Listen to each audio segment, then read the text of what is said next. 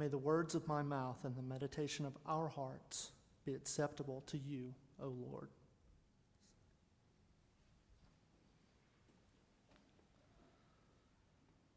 I have to admit, Luke's telling of the Annunciation can be a bit problematic. Parts of it, in fact, seem impossible. Mary has encountered the angel Gabriel, and Gabriel has told her that God has chosen her. God hasn't chosen Mary to go anywhere, or to speak with anyone, or to liberate a nation of slaves. God has chosen Mary to have a child. Mary's confused, and rightly so. So she questions this strange creature. How can this be, since I am still a virgin? Now, Jewish tradition had no reason to be prepared to think about virginal conception. Even the Greco-Roman and Egyptian traditions they were familiar with did not allow for virginal conception. Children were conceived in the traditional way. And according to Mary, via Luke, she had not had intercourse with anyone. How could this be? Gabriel explains, this is not to be an ordinary conception or birth, nor is this to be an ordinary child. This is to be the Son of God.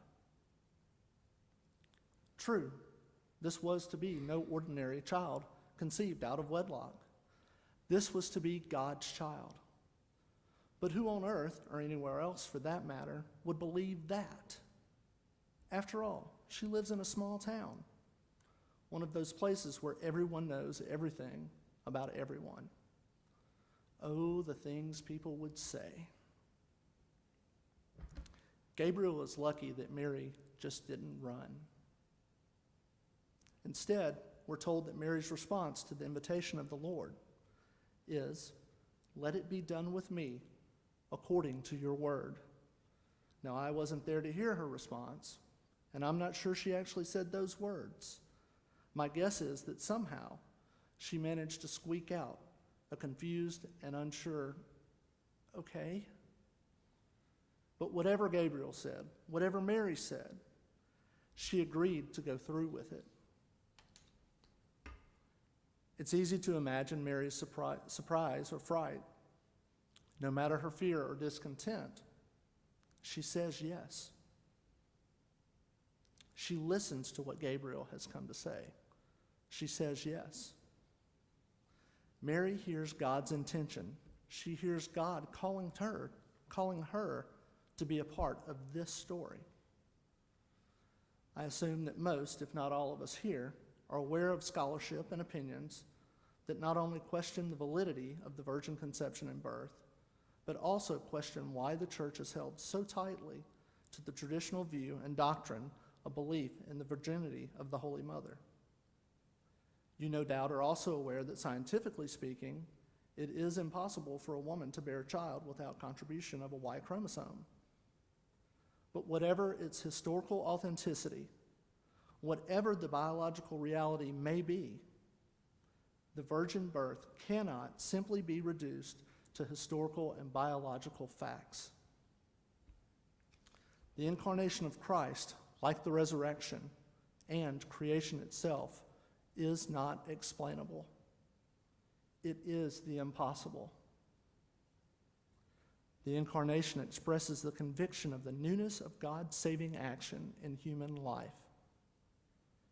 It's the story of a radical new beginning in God's relationship with humanity. It is God's self-revelation to the world. Is it so impossible? Each of us, like Mary, are called to be ones who help reveal God to the world. With Mary as an example, we can learn to live into the Christian vocation.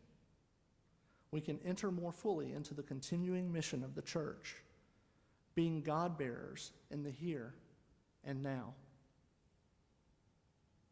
We can attest to the fact that God can do the impossible. God can do the impossible in those who become embarrassments to their family and communities. God can do the impossible in those who are hurting, in those who are mistreated, and in those who are forgotten in this world. God can do the impossible in a boy from Mississippi who would run away every chance he got.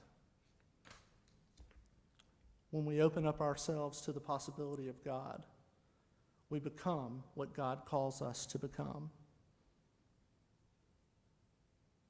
By God's action in our lives, the impossible becomes possible.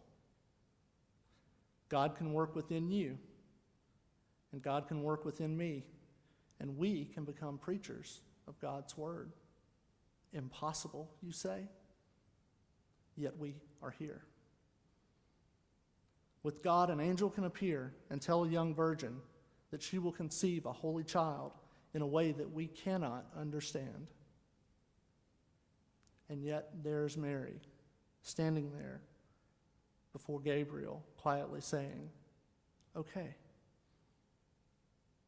The point is, problematic as it may be, the story of the Annunciation is about God doing the impossible.